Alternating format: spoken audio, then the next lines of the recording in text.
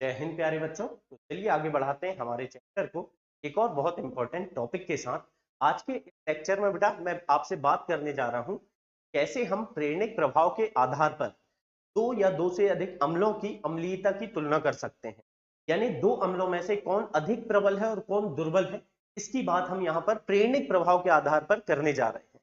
इसके सवाल नीट में और बेटा JEE मेंस में लगातार पूछे जा रहे हैं और बिल्कुल आपसे हो सकता है आगे चल के भी पूछ ले। मतलब कि ये नीट के लिए भी और JEE मेंस के लिए भी बहुत इंपॉर्टेंट टॉपिक होने वाला है। तो अगर आप चाहते हैं कि इस तरह के सवाल आपसे बने तो आपके लिए ये पूरा लेक्चर बहुत इंपॉर्टेंट है। लेकिन बच्चों साथ में नोट्स जरूर बनाएं ताकि जो मैं बहुत सारे सवालों की प्रैक्टिस कराऊंगा वो आप रिवीजन करके एक बार देख लेंगे तो आपसे सवाल बनने लगेंगे। चलिए तो हम देखते हैं कि यहाँ पर अम्ल होते क्या है। सबसे पहले छोटी सी बात हम करते हैं, अम्ल होते क्या है।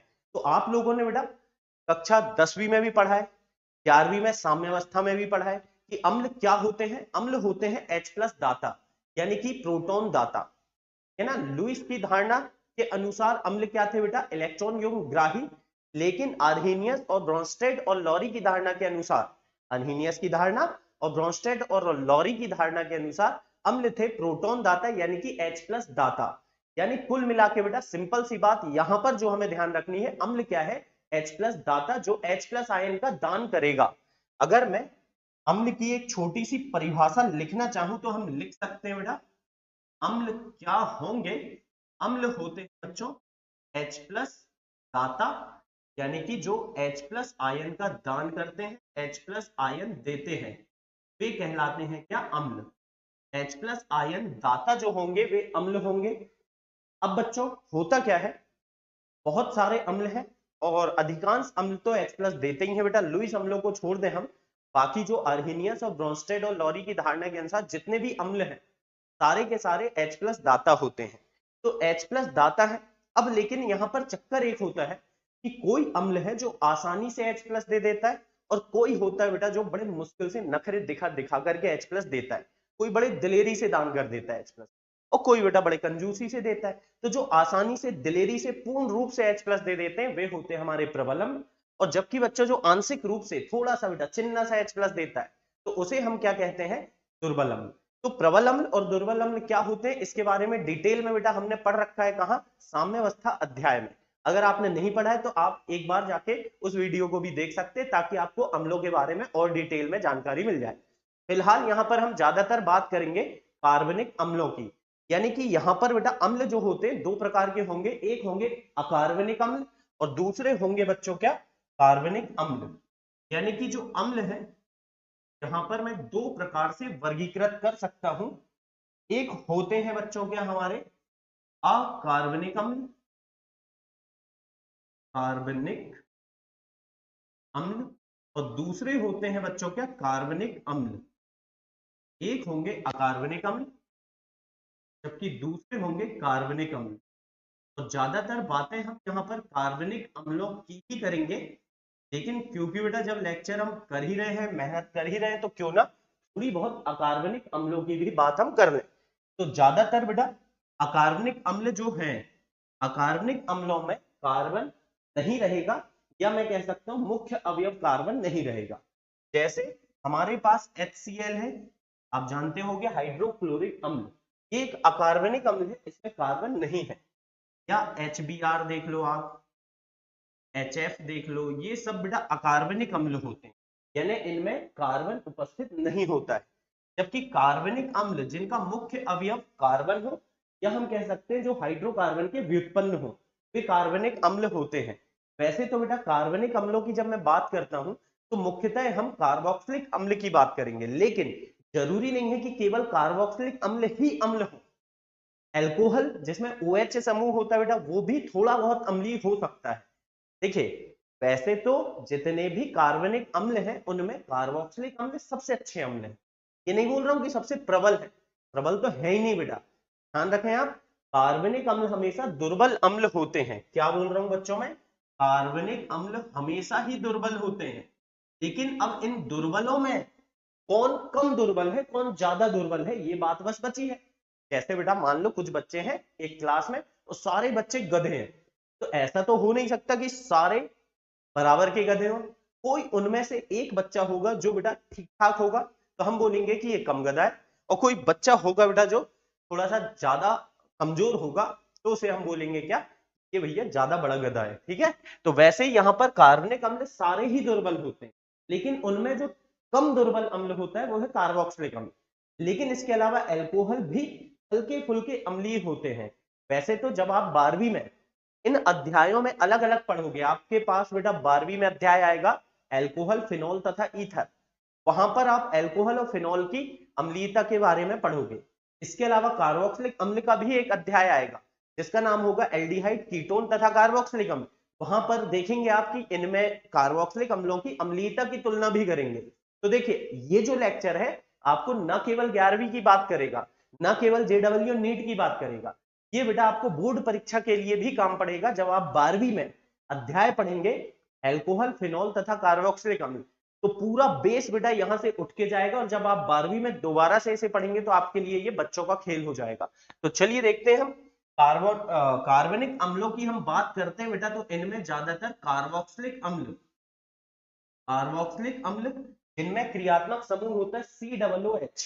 देखिए COOH, देखिए इसको मैं ऐसे भी लिख सकता हूं HOOH, ऐसा भी लिख सकते हैं बेटा हम इसे, या अगर मैं इसका स्ट्रक्चर बना के लिखूं तो ऐसा भी लिख सकते हैं। तो हम बोल सकते हैं कि ये कार्बोक्सिलिक अम्ल है, ये भी बेटा वही है ना। तो कार्बोक्सिलिक अम्ल HCOOH, H3COOH, ये सारे हमारे कार्बोक्सिलिक अम्ल हैं। HCOOH को बेटा हम क्या कहते हैं, फॉर्मिक अम्ल। ये होता है आपका फेवरेट एसिटिक अम्ल जो विनेगर में पाया जाता है। तो चलिए देखते हैं हम कुछ थोड़े बहुत अकार्बनिक अम्ल की भी अम्लीयता की तुलना करना सीखेंगे हम, और बेटा कार्बनिक को तो बहुत डिटेल तक लेके चलेंगे। पहले मैं बात कर रहा हूं अकार्बनिक अम्ल की। अकार्बनिक अम्लों की जब अम्लीयता की आपको तुलना करना है तो कैसे करें सर, यहां दो बातें याद रखें। बात नंबर एक कि अगर आप एक ही वर्ग के तत्वों में अम्लीयता की क्या करना चाह रहे हो, तुलना करना चाह रहे हो, समझना बेटा मैं क्या कहना चाह रहा हूं। जैसे आप ले रहे हो HF, HCl, HBr और HI, सारे इनमें H को अगर आप छोड़ दें तो सारे एक ही वर्ग के तत्व हैं, है ना। मतलब H प्लस अगर दे देगा तो H प्लस देने के बाद इसमें F माइनस बचेगा फ्लोराइड, इसमें बचेगा बच्चों Cl माइनस यानी कि क्लोराइड, यहां बचेगा Br माइनस ब्रोमाइड, और I माइनस यानी आयोडाइड। तो इस तरह से H प्लस देने के बाद जो बचा है वो सारे तत्व एक ही वर्ग के हैं। आवर्त सारणी में जो हैलोजन समूह 17 है उसी वर्ग के ये तत्व हैं। तो ऐसी स्थिति में जब आप अम्लीयता की बात करोगे, तुलना करोगे, तो आपको लॉजिक क्या लगाना है वो मैं आपको बताता हूं। यहां पर हम बोलेंगे किस भी तत्व का आकार बड़ा होगा उसकी अम्लीयता अधिक होगी। की अम्लीयता कैसी होगी बच्चों, अधिक होगी। कहने का मतलब H प्लस देने के बाद यहां क्या बचता है, H प्लस इसने दे दिया तो बचेगा F minus, Cl minus, Br minus, I minus. इनमें से जो सबसे बड़ा होगा उसकी अम्लीयता सबसे ज्यादा होगी। तो बेटा HI, आयोडीन जो है ये सबसे बड़ा है, सबसे बड़ा होने के कारण बच्चों की अम्लीयता सबसे ज्यादा होगी, और जैसे जैसे आकार छोटा होते जाएगा अम्लीयता घटती जाएगी। ऐसा क्यों, तो ऐसा इसीलिए होगा बेटा, देखो फ्लोरीन जो है, फ्लोरीन का आकार बहुत छोटा सा है, छोटा आकार है, ऋण विद्युतता बहुत ज्यादा है, ऋण विद्युतता बहुत ज्यादा है, तो ये हाइड्रोजन और फ्लोरीन के बीच में, जैसे HF जब मैंने लिखा तो H और ये बंद और F, इसमें क्या है बेटा, फ्लोरीन की ऋण विद्युतता बहुत ज्यादा है, यानी कि साझे के इलेक्ट्रॉनों को अपनी ओर अच्छे खासे प्रबल आकर्षण बल से खींच के रखेगा, पकड़ के रखेगा, H को जाने नहीं देगा। हाँ, लेकिन जब मैं HI की बात करता हूं तो I का जो आकार है बेटा वो बड़ा है, आकार बड़ा होने के कारण H के नाभिक से इसकी दूरी बढ़ गई, या आप ऐसा बोले कि आयोडीन का आकार बड़ा होने के कारण इसकी ऋण विद्युतता कम है। ऋण विद्युतता कम है मतलब कि ये साझे के इलेक्ट्रॉन को तुलनात्मक रूप से F की तुलना में कम ताकत से पकड़ के रखेगा, और H आसानी से बंध तोड़ के बेटा H प्लस के रूप में भाग सकता है। तो यहां पर जिसका आकार बड़ा रहेगा वो H प्लस को आसानी से पकड़ के नहीं रख पाएगा, जिसका आकार छोटा रहेगा वो बेटा तगड़ी ताकत से पकड़ के रख पाएगा। तो जब भी आप ये लॉजिक आप कब लगाएंगे, ये भी ध्यान रखना है आपको कि समान वर्ग के तत्वों में, समान वर्ग के तत्वों में हम इस तरह का लॉजिक लगाएंगे। ये तो बेटा हम बात कर रहे हैं किनकी, अकार्बनिक अम्लों की। अभी कार्बनिक में भी आएंगे, देखिए थोड़ा बढ़िया मजा लीजिए इस टॉपिक का, ताकि आपको हर लेवल के सवाल बन सके। जैसे मान लो H2O, H2S, H2 और H2SE, ये आया बेटा। अब इसमें हाइड्रोजन को छोड़ के देखो क्या है, ऑक्सीजन, सल्फर, सेलेनियम, टेल्यूरियम, है ना। यहाँ पर आगे पीछे इसको क्या करूं मैं, H2SE2। यहां पर क्या है बेटा, ऑक्सीजन, सल्फर, सेलेनियम और टेल्यूरियम, ये तत्व सारे एक ही वर्ग के हैं। और मैंने लॉजिक क्या बताया बेटा, इनकी अम्लीयता की अगर आपको तुलना करनी है तो मैंने लॉजिक बताया कि एक ही वर्ग के तत्वों की अम्लीयता की तुलना जब हम करते हैं, एक ही वर्ग के तत्वों के यौगिकों की अम्लीयता की तुलना करने के लिए हम देखते हैं जिसका आकार बड़ा होगा उसकी अम्लीयता अधिक होगी। तो आकार किसका बड़ा है बेटा, टेल्यूरियम का बड़ा है, तो इसकी अम्लीयता अधिक है। और ऐसे अम्लीयता लगातार घटती चली जाएगी। तो हमने पहला लॉजिक सीख लिया बेटा। पहली बात जो याद करने की है आपके लिए वो ये है कि यदि समान वर्ग के तत्वों में, एक ही वर्ग के तत्वों के यौगिकों में अम्लीयता की तुलना की जाती है, तो जिस तत्व का आकार बड़ा होता है उसका अम्ल प्रबल होता है, जिस तत्व का आकार छोटा होता है उसका अम्ल दुर्बल होता है। बहुत इंपॉर्टेंट बात है बेटा, इस तरह के प्रश्न आप बड़े आराम से इससे कर लोगे। अब दूसरा लॉजिक, दूसरी बात जो आपको पता होना चाहिए, अगर हम बोलें कि समान आवर्त के तत्व है, वर्ग नहीं बेटा, इस बार क्या बोल रहे हैं, समान आवर्त के तत्वों में अगर जिन अम्लों की अम्लीयता की हम तुलना कर रहे हैं वे सभी समान आवर्त के तत्व हैं, तो उनके लिए आपको याद रखना है बेटा कि जिस तत्व की ऋण विद्युतता, जिस तत्व की ऋण विद्युतता अधिक होगी वह कैसा होगा बेटा, प्रबल अम्ल होगा, या हम बोल सकते हैं कि उसकी अम्लीयता अधिक होगी, अम्लीयता उच्च होगी, अधिक होगी। है, ऋण विद्युतता ज्यादा है मतलब अम्लीयता भी ज्यादा होगी। उदाहरण से हम बात करते हैं, जैसे बेटा मुझे तुलना करना आया, CH4 मीथेन है, अमोनिया है, और बेटा जल है और HF है। हमसे पूछा गया कि बताइए किसकी अम्लीयता अधिक है और किसकी कम है, अम्लीयता का क्रम बताना है। तो हम बताएंगे बेटा, बड़े आराम से बताएंगे। देखिए कैसे, हम तो ये सोचें कि हाइड्रोजन को अलग करके देखो, जो बाकी के तत्व हैं कौन है, कार्बन, नाइट्रोजन, ऑक्सीजन, फ्लोरीन, ये तो बेटा दूसरे आवर्त के तत्व हैं। तो समान आवर्त के तत्वों में हम क्या देखेंगे कि जिसकी ऋण विद्युतता अधिक है उसकी अम्लीयता अधिक होगी। तो ऋण विद्युतता क्लोरीन की अधिक है तो इसीलिए बच्चों इसकी अम्लीयता अधिक होगी, और इस तरह से लगातार अम्लीयता घटती चली। आई होप आपको समझ आ गया होगा मैं क्या बताना चाह रहा हूं। तो बच्चों फिलहाल अगर हमारे पास कोई अकार्बनिक अम्ल की अम्लीयता की तुलना की बात आती तो हम इस लॉजिक से बता देंगे। अब अपन चलते हैं किसकी बात करते हैं, कार्बनिक अम्ल की।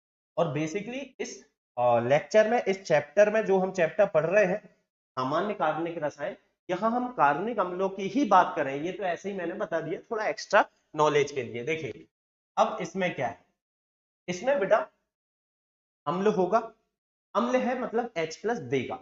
तो हम कैसे लॉजिक लगाएं सर, इसमें ध्यान रखना H+ देने वाला दानी कौन अच्छा होगा बेटा, किसे हम अच्छा दानी मानेंगे। मान के चलो हमारे आसपास कहीं पर बेटा दो लोग हैं, एक जनी है जो महीने का कमाता है 1 लाख रुपए महीना और वो 5,000 हर महीने दान देता है। दूसरा इंसान है जो 20,000 रुपए महीना कमाता है, वो भी 5,000 रुपए महीने का दान देता है। तो आप सोचिए कि कौन ज्यादा अच्छा दानी हो। तो बिल्कुल बेटा आपके मन में आया होगा कि सर जो 20,000 कमाता है वो ज्यादा अच्छा दानी है। क्यों? क्योंकि 1 लाख वाला भी 5,000 दे रहा है और 20,000 वाला भी 5,000 दे रहा है, तो ये तो बड़े दिल का हुआ कि 20 के बाद भी 5,000 दान कर पा रहा है। लेकिन नहीं बेटा, ऐसा नहीं होता। होता क्या है एक्चुअल में, ये सत्य है कि जो 1 लाख रुपए महीने कमा रहा है वो अच्छा दानी माना जाएगा। क्यों? क्योंकि 1 लाख रुपए जो कमा रहा है उसके 5,000 चले भी गए तो उसके स्थायित्व में कोई फर्क नहीं पड़ेगा, उसके पास बचे हुए 95,000 रुपए महीने के लिए होंगे जो कि उसके लिए पर्याप्त होंगे। लेकिन हमारे जिन भाई साहब ने 20,000 रुपए महीने का कमाया और 5,000 दान दे दिए तो मात्र उनके पास 15,000 खुद के लिए बचे। तो हो सकता है बेटा कि कुछ दिनों के बाद उन्हें खुद को किसी और से उधार लेना पड़ जाए, यानी कि उनका स्थायित्व घट जाए। और अच्छा दानी कौन है? जिसका दान देने के बाद स्थायित्व में कोई फर्क ना पड़े, यानी कि स्थायित्व ज्यादा रहे, यानी कि जो दान देने के बाद स्थायी रहता है वो अच्छा दानी माना जाएगा, प्रबल दानी माना जाएगा। और जो दान देने के बाद स्थायित्व जिसका डगमगा जाता है, जिसका स्थायित्व खत्म हो जाता है, स्थायित्व कम हो जाता है, वो अच्छा दानी नहीं माना जाएगा और हम बोलेंगे कि वो दुर्बल दानी है। इसी तरह से अम्ल में हम समझें, कार्बनिक अम्लों में हम यही लॉजिक लगाते हैं हर जगह, क्या कि हर एक अम्ल ने H+ तो दे दिया बेटा, H+ देने के बाद उसका क्या हाल हुआ, क्या वो स्थायी है या अस्थायी है? जो यौगिक, जो कार्बनिक यौगिक H+ देने के बाद स्थायी रहता है, जिसका स्थायित्व तो कम नहीं होता है, तो वो अच्छा अम्ल होगा। जबकि जो H+ देने के बाद स्थायित्व घट जाता है वो दुर्बल अम्ल होगा। आई होप आपको समझ में आया होगा। ऐसे भी समझ सकते हैं बेटा, मान लो कोई इंसान है, उसका कोई एक बंध दुनियादारी का टूटा। अगर एक इंसान का बंध टूटा बेटा, लेकिन बेचारा बंध टूटने से मरने लगा, वो बोलने लगा नहीं नहीं बाबू मैं तो मर जाऊंगा, तो फिर समझ जाओ कि वो स्थायी नहीं हो पा रहा है।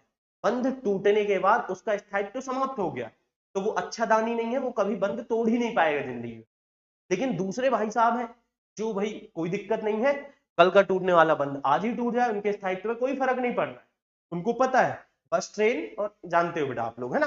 तो इसीलिए उनने बोले कि भैया एक बंध टूटा कोई बात नहीं, कल दूसरा बनाएंगे, परसों तीसरा बनाएंगे। तो ऐसे में बंध टूटने के बाद जिसका स्थायित्व घट गया वो प्रबल अम्ल हो ही नहीं सकता, जिसका स्थायित्व कम है वो दुर्बल अम्ल, और बेटा H+ देने के बाद जिसका स्थायित्व अधिक है वो प्रबल अम्ल होगा। इस बात को आप नोट कर लें और बहुत अच्छे से याद रखें बेटा।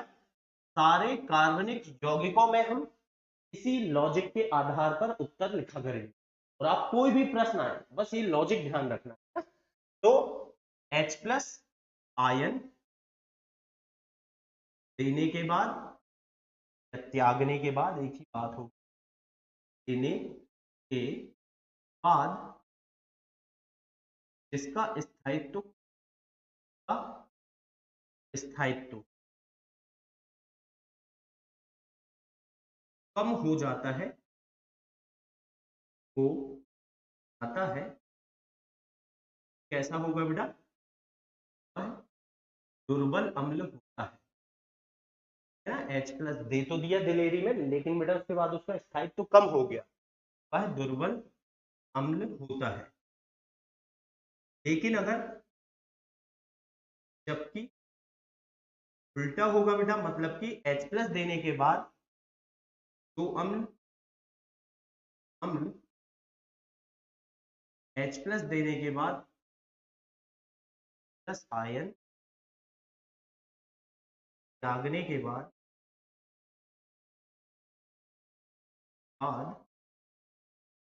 स्थायी रहता है, स्थायी रहता है मतलब स्थायी तो अधिक रहेगा, है ना, तो कोई फर्क नहीं पड़ा है, ऐसा बोलूंगा प्रबल अम्ल हो।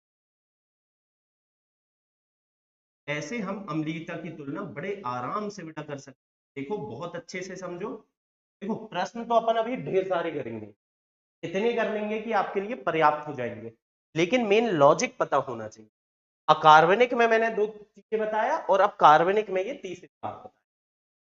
तो अब ऐसे कैसे सर, हमें कैसे पता चलेगा कि H+ देने के बाद वो स्थायी है या अस्थायी है? देखते हैं बेटा, देखते हैं 2-4 उदाहरण, छोटे छोटे समझ, फिर बहुत सारे प्रश्न। मान के चलो इन्हीं दोनों की मैं बात करूं, HCOOH ये है बेटा, और यहां पर है दूसरा है H3COOH। मुझे प्रश्न आया है कि बताइए इन दोनों में कौन प्रबल अम्ल होगा और कौन दुर्बल अम्ल होगा, यानी कि इनकी अम्लीयता की जांच करना है बेटा अपने को। कोई बड़ी बात नहीं। देखो कैसे, आप तो लिखो पहले फॉर्मिक अम्ल HCOOH है। पहली बात तो आपको पता होना चाहिए बेटा कि ये दुर्बल अम्ल है, यानी कि ये H+ पूर्ण रूप से नहीं देगा, थोड़े बहुत बस देगा। अब यही देखना है कि ये ज्यादा देगा कि ये ज्यादा देगा। ठीक है, देख लेते हैं अपन। पहले ये बताओ, इसने H+ दिया, तो H+ जब दिया तो ये टूटा जब आयनों में, तो कौन कौन से आयन बनेंगे? तो हमें पता है बच्चों HOO माइनस आयन बनेगा और साथ में बनेगा H+ आयन।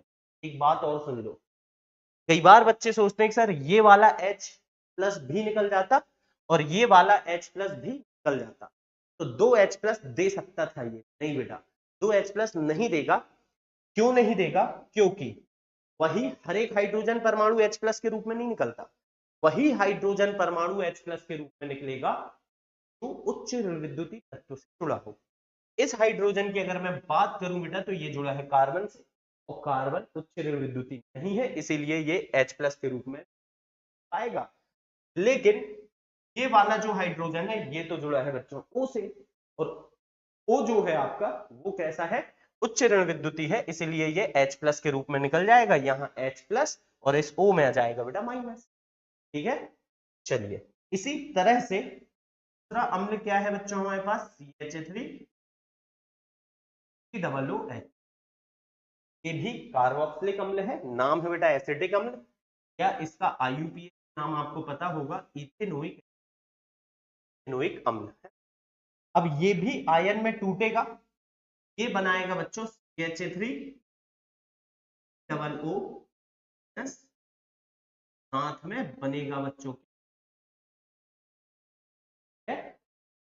अब देखिए H+ इसने भी दिया, कौन सा हाइड्रोजन H+ के रूप में निकला बेटा? ये वाला H+ इसने भी दिया और इसने भी दिया। अब हमें ये देखना है कि देने के बाद, H+ देने के बाद ये बना है और इसका H+ देने के बाद ये बना है, इन दोनों में से कौन अधिक स्थायी है, वही बेटा क्या होगा? अच्छा अम्ल होगा। देखो थोड़ा सा मैं डिटेल में सिखा दे रहा हूं, ताकि जब हम सवाल करें तो फटाफट आप आंसर बता सको। देखो क्या है, अभी दो आयन है बेटा, हमें देखना है कि कौन अधिक स्थायी है। एक है HCOO माइनस, दूसरा है मेरे बच्चों अपने पास HA3CO माइनस। इन दो आयनों में मुझे पहचानना है कि कौन स्थायी है और कौन कम स्थायी है। पहचान लेंगे बेटा। हम लोगों ने एक बात सीखी है यार इसी चैप्टर में कि स्थायित्व तो हम बताते हैं आवेश से, जिसका आवेश अधिक होगा, क्या बोल रहा हूं बेटा मैं? जिसका आवेश अधिक होगा उसका स्थायित्व कम होगा। स्थायित्व कैसा होगा बेटा? कम होगा। और जबकि जिसका आवेश कम होगा, आवेश कम होगा, चाहे धनावेश हो चाहे ऋण आवेश, का स्थायित्व कैसा होगा मेरे बच्चों? अधिक होगा। अब आप ये देखो कि ऋण आवेश तो दोनों में है, इसमें भी ऋण आवेश है और बेटा यहां पर भी ऋण आवेश है। इसका ऋण आवेश अधिक है, ये तुलना हम कर पाएंगे प्रेरणिक प्रभाव के आधार पर। ठीक है बेटा, प्रेरणिक प्रभाव सोचो, यहां पर तो कार्बन के साथ H जुड़ा है बेटा, ऑक्सीजन से जो कार्बन जुड़ा है उसके साथ H जुड़ा, H तो कोई प्रभाव नहीं देगा। लेकिन ऑक्सीजन के साथ जो कार्बन जुड़ा है इसके साथ बेटा CH3 यानी कि कार्बन की श्रृंखला जुड़ी है, और हम जानते हैं बेटा कार्बन की श्रृंखला कौन सा प्रभाव देगी? प्लस आई प्रभाव, यानी कि बेटा धन आई प्रभाव जो होगा में क्या होगा? ये अपने इलेक्ट्रॉन कार्बन की तरफ बढ़ाएगा, इलेक्ट्रॉन दाता प्रभाव। तो ये अपने इलेक्ट्रॉन किसको देगा बेटा? कार्बन को। कार्बन जुड़ा किससे है? ऑक्सीजन से।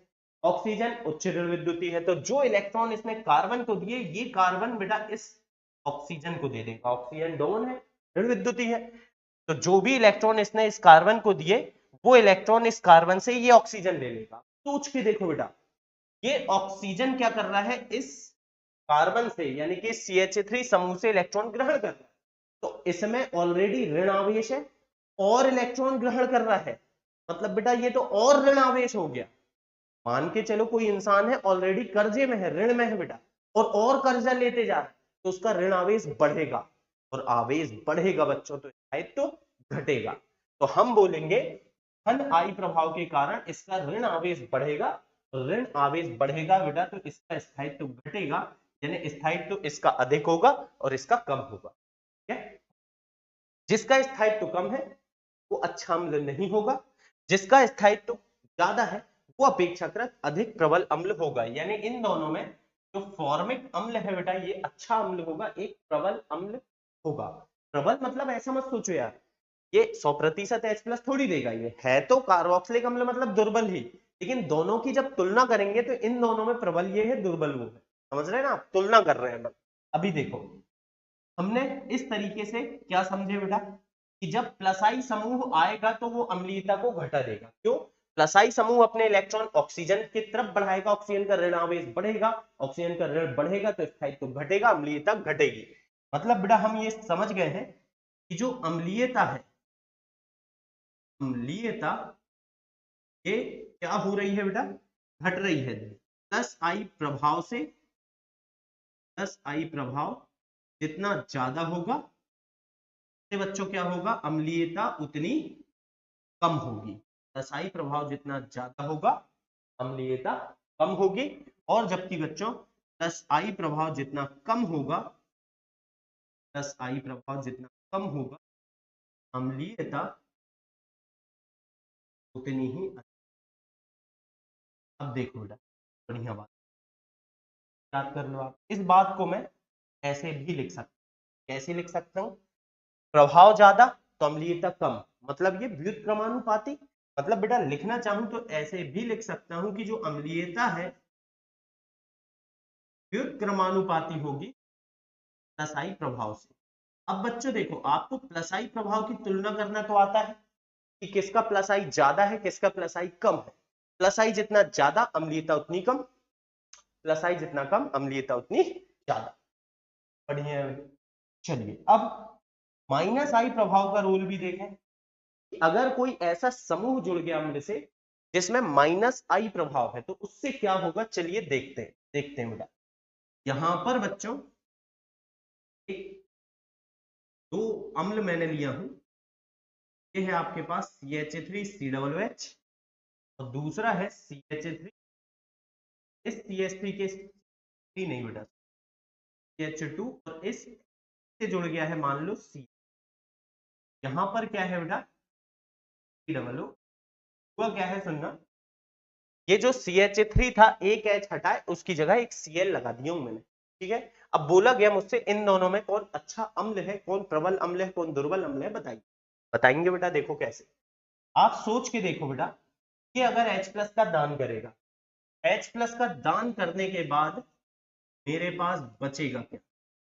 मेरे पास बचेगा सर ये H+ के दान करने के बाद। और अगर ये वाला यौगिक H+ का दान करेगा तो इसके पास क्या बचेगा बेटा? के पास बचेगा वाला। होप आपको बात समझ में, इसने H+ दिया तो ये बचा, इसने H+ दिया तो ये बचा। ठीक है बेटा, अभी क्या कर रहा हूं मैं, अब मुझे ये देखना है कि H+ जब इसने दे दिया, H+ जब इसने दे दिया तो ये बचा, और H+ इसने दे दिया तो ये बचा। इन दोनों में कौन अधिक स्थायी है? जो अधिक स्थायी होगा उसकी अम्लीयता अधिक होगी, जो कम स्थायी होगा उसकी अम्लीयता कम होगी। सोच के देखो बेटा, ये तो प्लस आई प्रभाव दिखाता है, अपने इलेक्ट्रॉन इस तरफ बढ़ाएगा, इस तरफ बढ़ाएगा तो बेटा इलेक्ट्रॉन O पे जाएंगे, O पे जाएंगे, O का ऋण बढ़ेगा, ऋण बढ़ेगा स्थायित्व तो घटेगा। इस पे सोचो बेटा, इस पे ये जो Cl आया है ये कौन सा प्रभाव दिखाएगा, तो मेरे बच्चे जानते हैं आई, ये तो दिखाएगा माइनस आई। माइनस आई मतलब ये इलेक्ट्रॉन खींचेगा, किससे खींचेगा? इस कार्बन से। और बेटा थोड़े बहुत इलेक्ट्रॉन इससे भी खींचेगा और थोड़े बहुत इलेक्ट्रॉन इससे भी खींचेगा। माइनस आई प्रभाव है, इसका स्वभाव है बेटा इलेक्ट्रॉन खींचने का। ये क्या कर रहा है, अपने इलेक्ट्रॉन उड़ेल दे रहा है उसकी तरफ, ऋण को बढ़ा दे रहा है, स्थायित्व को घटा दे रहा है। ये क्या कर रहा है, इलेक्ट्रॉन खींच रहा है, ऋण आवेश को खींच रहा है। जब ये इलेक्ट्रॉन इससे खींचेगा इससे भी खींचेगा तो इसका ऋण आवेश बेटा घटेगा, आवेश घटेगा तो स्थायित्व बढ़ेगा। स्थायित्व किसका ज्यादा होगा मेरे बच्चों में? माइनस आई समूह, और जिसका स्थायित्व ज्यादा है उसकी अम्लीयता भी अधिक होगी। तो इस तरह से हम समझे कि माइनस आई समूह क्या कर रहा है, अम्लीयता को बढ़ा देता है। यानी कि बेटा यहां पर मैं लिख सकता हूं कि माइनस आई प्रभाव जितना ज्यादा अम्लीयता उतनी अधिक। और बेटा -I प्रभाव कम अम्लीयता कम।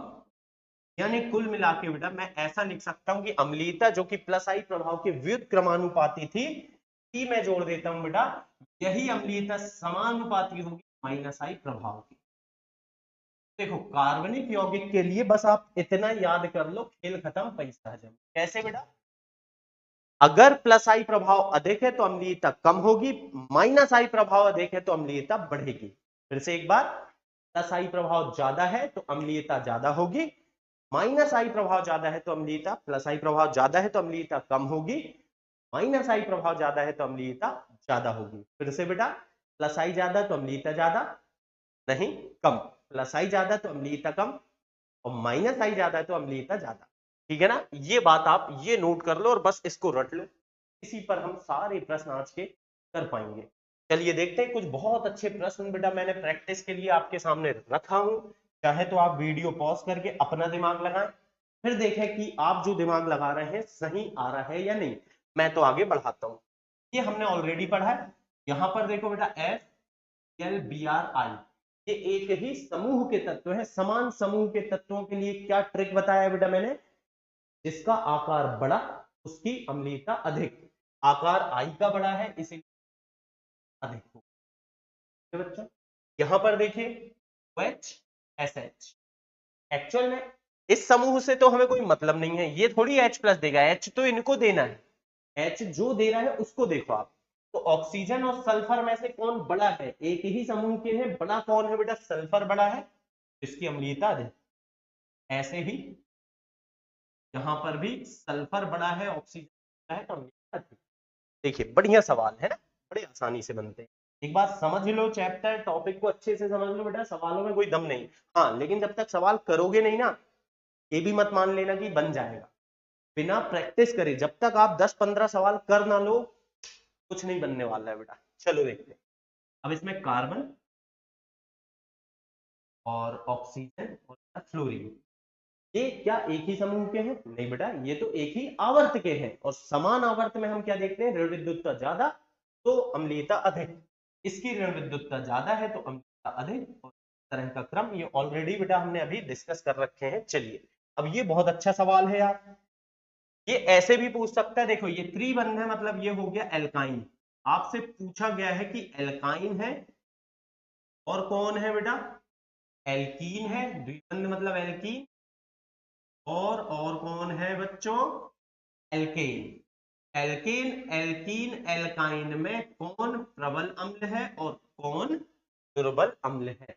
ये हमें बताना है बेटा। बताएंगे अपन, बड़े आराम से बताएंगे। देखिए हमने ये तो समझ रखा है कि कार्बन में त्रिबंध है मतलब S करण होगा, द्विबंध है तो बेटा sp2 होगा, और एकल बंध है तो होगा। अब आपको ये सोचना है कि अम्लीयता किसकी अधिक है, मतलब कौन आसानी से H+ देगा।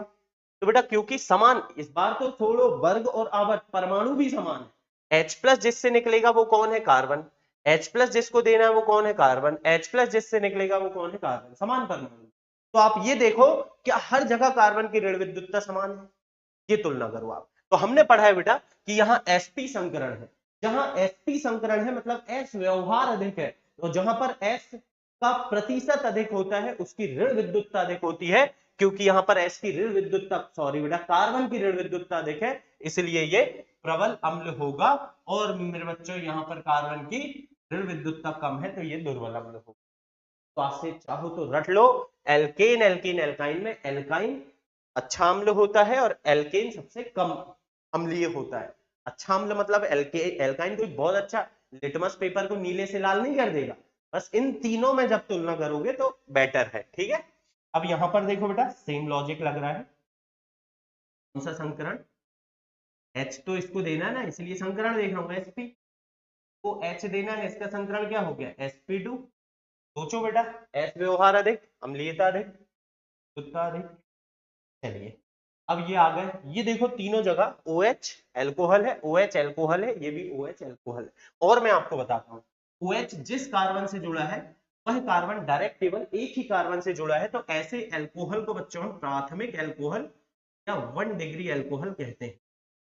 ताकि 12वीं में हम एल्कोहल अध्याय ही पढ़ते हैं, लेकिन मैं चाहता हूं बेटा जब आप 12वीं की पढ़ाई करो तो आपको आधा से ज्यादा तो ज्ञान वैसे ही हो। चलिए इसको देखते हैं। OH जिस कार्बन से जुड़ा है वह सीधे सीधे बेटा 2 कार्बन से, OH जिस कार्बन से जुड़ा है सीधे 2 कार्बन जुड़ा है, ऐसे एल्कोहल को बच्चों हम क्या बोलेंगे, या एल्कोहल बेटा डिग्री एल्कोहल है। और यहां पर OH जिस कार्बन से जुड़ा है वो सीधे सीधे 3 कार्बन से जुड़ा है, तो ये होगा मेरे बच्चों तृतीयक एल्कोहल यानी कि 3 डिग्री एल्कोहल। बढ़िया है। अब इन तीनों में अम्ल कौन अच्छा है हमें तो ये देखना है, देखते हैं। सोच के देखो बेटा अम्ल कौन अच्छा है, तो ये H+ चला गया, H+ चला गया। सोचो यहां से भी ये H+ भाग गया, यहां से भी ये H+ भाग गया। तो यहां बचा क्या O-, यहां बचा क्या O-, यहां बचा क्या O-। अब ये सोचो बेटा कि किस O में माइनस यानी कि ऋण आवेश अधिक है और किस में कम है। तो हम देख सकते हैं यहां पर ये दोनों जनी कौन सा प्रभाव देंगे बेटा, +I प्रभाव। यहां पर ये भी देगा +I और ये भी देगा +I, मतलब दो दो जगह से इलेक्ट्रॉन जाएंगे और इलेक्ट्रॉन पहुंच जाएंगे ऑक्सीजन के पास। यहां पर तो बेटा +I की बाढ़ आ गई है, +I मतलब इलेक्ट्रॉन ये भी दे रहा है, ये भी दे रहा है, ये भी दे रहा है, इससे ऑक्सीजन में जा रहे हैं, ऑक्सीजन ऋण विद्युती है, इलेक्ट्रॉन सब जगह से इलेक्ट्रॉन ले रहा है। इलेक्ट्रॉन ले रहा है मतलब बेटा ऑलरेडी ऋण था और इलेक्ट्रॉन ले रहा है तो ऋण बढ़ रहा है, आवेश बढ़ेगा, स्थायित्व घटेगा, यानी कि ये H+ देने के बाद स्थायी नहीं रहेगा, यानी कि ये दुर्बल अम्ल होगा। और वैसे भी बेटा ये तो मैंने समझाया, नहीं तो मैंने तो याद भी करा दिया, +I ज्यादा अम्लीयता कम। यहां पर 3 जगह से +I लग रहा है तो अम्लीयता कम होगी बेटा, तो सीधे भी आप बोल सकते क्रम होगा तृतीयक एल्कोहल सबसे दुर्बल अम्ल होगा और प्राथमिक एल्कोहल तीनों में प्रबल होगा। हालांकि एल्कोहल की मैं बात बता दूं आपको, एल्कोहल बहुत प्रबल अम्ल होते ही नहीं है। ये बेटा इतने दुर्बल अम्ल है, इतने दुर्बल अम्ल है कि ये नीले लिटमस पेपर को लाल नहीं कर पाते हैं, इवन ये जल से भी दुर्बल अम्ल है। तुलना क्योंकि कर रहे हैं, इसलिए अपना काम था तुलना करना, है ना, तो वो हमने कर दिया। चलिए यहां सोचते हैं, इसने H+ दिया, O में माइनस आया, इसने भी बेटा H+ दिया, माइनस आया, इसने भी बच्चों H+ दिया, माइनस। बढ़िया, H+ गया गया गया। अब H+ के जाने के बाद जो O- है कब स्थायी है और कब स्थायी नहीं है, ये देखो आप। जो ज्यादा स्थायी होगा वो प्रबल अम्ल, कम स्थायी होगा वो दुर्बल अम्ल। यहां पर देखो बेटा ये जो CH3 समूह है सीधा सीधा पास में +I प्रभाव दिखाएगा, +I से ये क्या करेगा, ये अपने इलेक्ट्रॉन ऑक्सीजन को देगा, ऑक्सीजन का ऋण आवेश। यहां पर क्या है बेटा, ये +I तो लगा रहा है लेकिन थोड़ी दूर से लगा रहा है, और हमने पढ़ा है बेटा प्रेरणिक प्रभाव दूरी पर निर्भर करता है, जैसे जैसे दूरी बढ़ेगी प्रभाव अपने आप कम होते चला जाएगा। आप भी बेटा आपकी जिंदगी में भी अगर कुछ ऐसे खास दोस्त हैं तो आप देखते होंगे जैसे जैसे दोस्त दूर चला जाता है तो अपने आप अपना प्रभाव या दोस्ती जो हम बोलते हैं वो थोड़ी कम होते चली जाती है। तो इसमें +I दूरी पर निर्भर कर रहा है, इसलिए ये इलेक्ट्रॉन देगा तो, लेकिन बेटा दूर होने के कारण बहुत ज्यादा नहीं दे पाएगा, यानी कि O का ऋण बढ़ेगा तो लेकिन बहुत ज्यादा नहीं बढ़ पाएगा। इसमें तो पास में था बहुत ज्यादा बढ़ गया था, यहां तो बेटा जिस O में है एक ही जगह से जा रहा है इलेक्ट्रॉन, तो इसीलिए सबसे अच्छा अम्ल ये होगा, फिर ये क्या, ठीक है। अब चलिए देखते हैं यहां पर बेटा H+ गया, ये H+ गया, ये H+ गया, O में आया माइनस। अब आप सोच के देखो किस O का माइनस से ज्यादा है, जिस O का माइनस ज्यादा होगा वो दुर्बल अम्ल, जिस O का माइनस कम होगा वो प्रबल अम्ल। तो देखें बेटा ये Cl कौन सा प्रभाव देता है, -I, -I, -I, हर जगह -I दे रहा है बेटा, लेकिन यहां पास में है तो -I ज्यादा होगा, ज्यादा होगा तो ये इलेक्ट्रॉन अपनी तरफ खींचेगा, -I जितना ज्यादा, -I जितना तगड़ा, अम्लीयता उतनी अधिक। तो यहां पर देख बेटा पास में है तो -I ज्यादा होगा, यहां तो सर बहुत दूर चला गया तो -I तो सर बहुत कम होगा, -I ज्यादा तो अम्लीयता ज्यादा, ठीक है। बढ़िया है बेटा, अब इन दोनों में तुमने बढ़िया अच्छे यौगिक है, सोच के देखो बेटा कोई अंतर है नहीं, बस इसमें अंतर आपको दिख गया होगा कि ये कार्बन त्रिबंध वाला और ये कार्बन है द्विबंध वाला। त्रिबंध मतलब बेटा ये sp संकरित है और ये हो गया बच्चों sp2 संकरित। और मेरे बच्चों जो sp संकरित है उसका प्रतिशत s व्यवहार अधिक होगा, ऋण विद्युतता अधिक होगी। ऋण विद्युतता अधिक होगी मतलब कि माइनस आई प्रभाव अधिक होगा, और यहाँ पर ऋण विद्युतता कम होगी मतलब माइनस आई प्रभाव कम होगा। माइनस आई जितना ज्यादा अम्लीयता उतनी अधिक, यानी कि बेटा ये अम्लीयता अधिक देगा। यहां पर देखते हैं ये OH है बेटा, H प्लस दे दिया, H प्लस दे दिया, H प्लस दे दिया। जब इनने H प्लस दिया तो यहाँ O का माइनस, यहाँ O का माइनस, यहाँ O का। अब बेटा किस O के माइनस में ऋण आवेश कम है वो देखो आप। ये तीन तीन जगह से प्लस आई प्लस आई प्लस आई प्लस आई, मतलब बेटा सारे समूह इलेक्ट्रॉन देने वाले हैं, ये सारे मिलकर इलेक्ट्रॉन ऑक्सीजन को देंगे, O के ऋण को बढ़ाएंगे। और जैसे जैसे बच्चों O का ऋण बढ़ेगा घटेगी। यहाँ पर क्या हो रहा है, ये F तो बहुत प्यारा है, माइनस आई देता है, ये भी बेटा माइनस आई देता है, और माइनस आई प्रभाव क्या करता है, अम्लीयता को बढ़ाता है सर। और जैसे जैसे माइनस आई बढ़ेगा अम्लीयता बढ़ेगी। माइनस आई इसका सबसे ज्यादा है, इसका माइनस आई है तो लेकिन कम है। माइनस आई जिसका ज्यादा अम्लीयता ज्यादा, यानी मेरे बच्चों सबसे ज्यादा अम्लीय तो ये हो गया, फिर दूसरे नंबर ये हो गया, और बेटा तीसरे नंबर में आखिरी में बेचारा ये वाला रही, क्योंकि प्लस आई प्रभाव। बढ़िया, देखो कितने अच्छे अच्छे यौगिक हैं, और आई होप बेटा आपको भी सारी बातें समझ में आ रही होंगी। यहां पर सोचते हैं माइनस आई O माइनस H प्लस ए प्लस आई दे। बेटा देखो मैं जल्दी जल्दी बता दे रहा हूँ क्योंकि अब ये बात तो अपन बहुत दिनों से करते हैं कि नहीं, प्लस O माइनस। तो देख बेटा ध्यान से समझ, यहाँ पे प्लस आई से इलेक्ट्रॉन जाएंगे, प्लस आई जितना ज्यादा अम्लीयता उतनी कम, इसकी अम्लीयता तो कम है, कोई दिक्कत की बात नहीं, ये तीसरे नंबर में आएगा, हार गया बेटा। अब जो टक्कर है इन दोनों के बीच, इन दोनों के बीच में ये भी माइनस आई, ये भी माइनस आई, माइनस आई जिसका ज्यादा उसकी अम्लीयता ज्यादा, माइनस आई किसका ज्यादा बेटा, Br और Cl में Cl की ऋण विद्युतता अधिक है इसलिए इसका माइनस आई ज्यादा, और Br की ऋण विद्युतता कम है इसलिए इसका माइनस आई कम, जिसका माइनस आई कम उसकी अम्लीयता सबसे दोनों की तुलना में कम, और ये बेटा अधिक। देख माइनस आई अधिक अम्लीयता सबसे ज्यादा, माइनस आई कम अम्लीयता कम, माइनस आई है ही नहीं प्लस आई है तो अम्लीयता सबसे कम। ठीक है, फिर देखते हैं आगे। बहुत अच्छे यौगिक हैं, ये बिल्कुल आपको एग्जाम्स में पूछे जा सकते हैं, हो सकता है इन्हीं में से कोई आ जाए, या बेटा इस प्रकार का कोई दूसरा भी आ सकता है।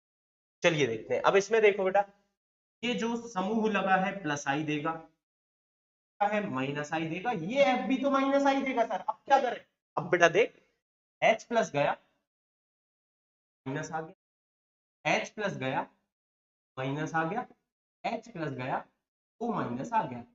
जाने के बाद सोच के देख बेटा क्या हो रहा है, या तो सीधे प्लस आई माइनस आई से देखो, इसमें है प्लस आई, यहाँ माइनस आई और माइनस आई, प्लस आई वाला तो वैसे ही हार गया, प्लस आई से क्या होता है अम्लीयता घटती, तो ये तो 3 नंबर में वैसे ही चला गया बेचारा।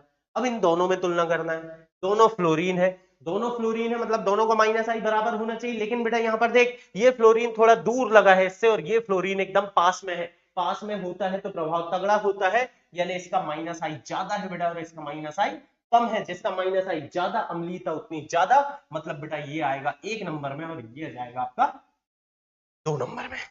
चलिए बहुत अच्छे अच्छे प्रश्न आगे देखते हैं हम। इसमें देखिए अब ये रिंग बना है बेटा और इसके अंदर रिंग नहीं बना, रिंग बनने से ये हो गया है बेंजोइक एसिड, और जबकि बेटा इसको बोलेंगे साइक्लोहेक्सेन।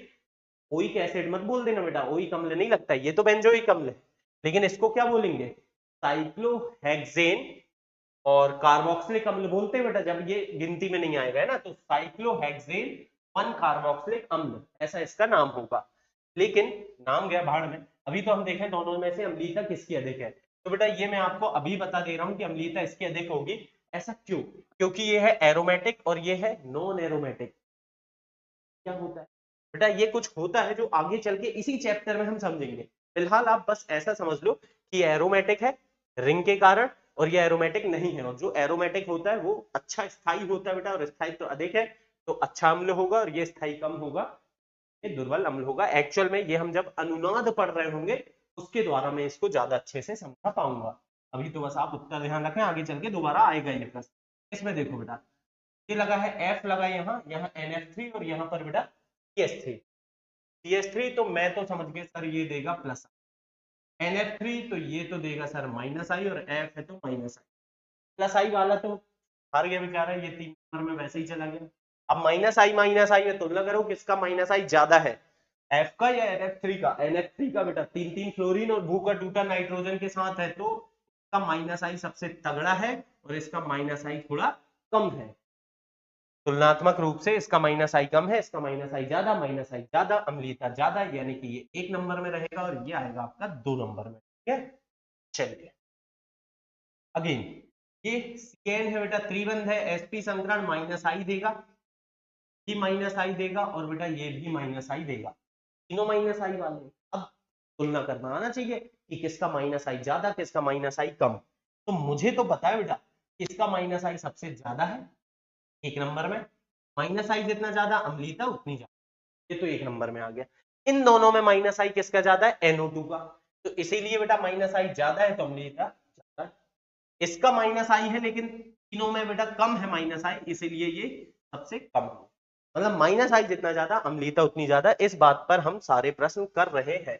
चलिए बेटा आगे बढ़ते हैं। ये देखिए यहाँ पर क्या है, NO2 है, यहाँ NO है और यहाँ पर CH3 है। CH3 मतलब बेटा ये तो हम समझ गए प्लस आई लगाएगा, यहाँ से माइनस H प्लस गया O में आ गया माइनस, H प्लस गया O में आ गया माइनस, H प्लस गया O में आ गया माइनस। ये देगा माइनस आई और ये भी देगा माइनस आई। माइनस आई किसका सबसे तगड़ा है बेटा, इसका माइनस आई ज्यादा है, इसका माइनस आई कम है, मतलब ये सबसे अच्छा अम्ल होगा और इस तरह का क्रम हमें प्राप्त होगा। ठीक है, प्लस आई वाला तो सबसे आखिरी में आता ही।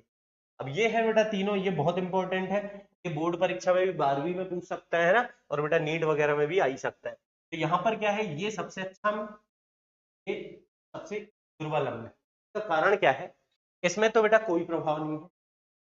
इसमें क्या है, इसमें अनुनाद के कारण स्थायित्व तो बढ़ जाता है, और जबकि इसमें है प्लस आई प्रभाव। तो प्लस आई तो क्या करता है, अम्लीयता को घटा देता है, इसलिए ये तो हार गया। अब इन दोनों को बेटा कैसे हम तुलना कर रहे हैं, ये जब हम अनुनाद पढ़ेंगे तो ज्यादा अच्छे से हम समझ पाएंगे। अभी बस आप उत्तर ध्यान रख सकते हैं, आगे चल के जब आएगा तो मैं जरूर आपको याद दिलाऊंगा। इसमें देखो H प्लस गया,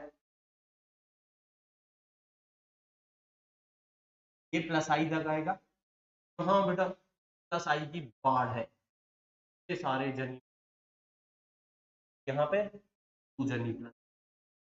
तो अब आप सोच के देखो प्लस आई कहाँ ज्यादा है, प्लस आई ज्यादा अम्लीयता कम, इस कम 3 नंबर में है। अब ये एक थोड़ा अलग सा प्रश्न मैंने आपके लिए रखा हूं कि भैया यहाँ पर एक ही यौगिक है लेकिन अलग अलग हाइड्रोजन है, किस हाइड्रोजन की अम्लीयता ज्यादा है, यानी कौन सा हाइड्रोजन आसानी से दौड़ेगा, आसानी से भागेगा, आसानी से दान दे दिया जाएगा, किस हाइड्रोजन का दान सबसे आसानी से दे दिया जाएगा, ये हमें सोचना है बेटा। तो देखो यहां से अगर मैं H प्लस हटाता हूं बेटा, यहां पर आएगा माइनस। अब ये माइनस आने से क्या होगा, यहाँ पर ये जो माइनस है ये इस पाई बंध के साथ अनुनाद करेगा। कैसे करेगा बेटा, देखो आप अभी समझ लो, बाकी अनुनाद एक बार आप देख लोगे, आने वाले टॉपिक में आपको अनुनाद मिलेगा नेक्स्ट टू नेक्स्ट लेक्चर में, तब आप समझोगे कि ये अनुनाद कितना इंपॉर्टेंट है, क्यों ये आना बहुत जरूरी। तो फिलहाल अनुनाद के कारण ये H प्लस सबसे आसानी से निकल सकता है, कौन सा वाला बेटा, अल्फा वाला। फिर अल्फा वाला तो सबसे आसानी से निकलेगा, मतलब सबसे अच्छा अम्लीय हाइड्रोजन अल्फा हाइड्रोजन। चलिए अब इसमें देखें, ये बीटा वाला है बेटा, ये गामा वाला।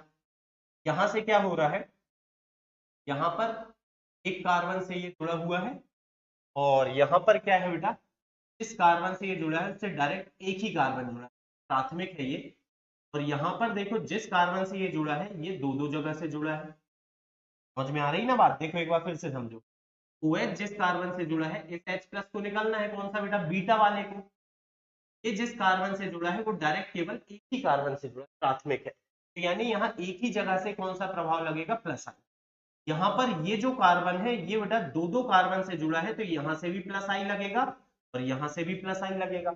और जबकि ये तो बेटा ये तो बाढ़ आ गई यहाँ पर प्लस आई की, यहाँ से भी प्लस आई लगेगा, यहाँ से भी प्लस आई और यहाँ से भी प्लस आई। प्लस आई जितना ज्यादा अम्लीयता उतनी कम, अम्लीयता सबसे कम, फिर इसकी थोड़ी ज्यादा, इसकी सबसे ज्यादा, मतलब अल्फा के बाद आएगा बेटा बीटा, बीटा के बाद आएगा गामा, गामा के बाद आएगा बेटा डेल। इस तरह से आप अम्लीयता का क्रम इन अलग अलग हाइड्रोजन के लिए भी बता सकते हैं। तो ये थे बेटा अम्लीयता की तुलना, एक बहुत इंपॉर्टेंट लेक्चर जिसमें हमने बहुत सारे अम्लों की अम्लीयता की तुलना करें प्रेरणिक प्रभाव के आधार पर।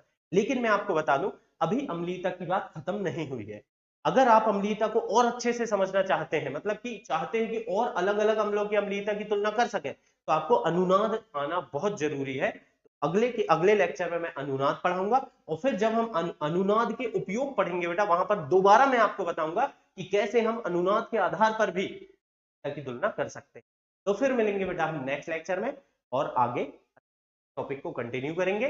तब तक के लिए आप अपनी पढ़ाई को अच्छे सिस्टमेटिक तरीके से बनाए रखिए, अच्छी खूब मेहनत करिए बेटा, अपनी पूरी एनर्जी लगा दीजिए और कोशिश करिए इस साल तो नीट आपका निकल ही जाना है। फिर मिलेंगे हम नेक्स्ट लेक्चर में, तब तक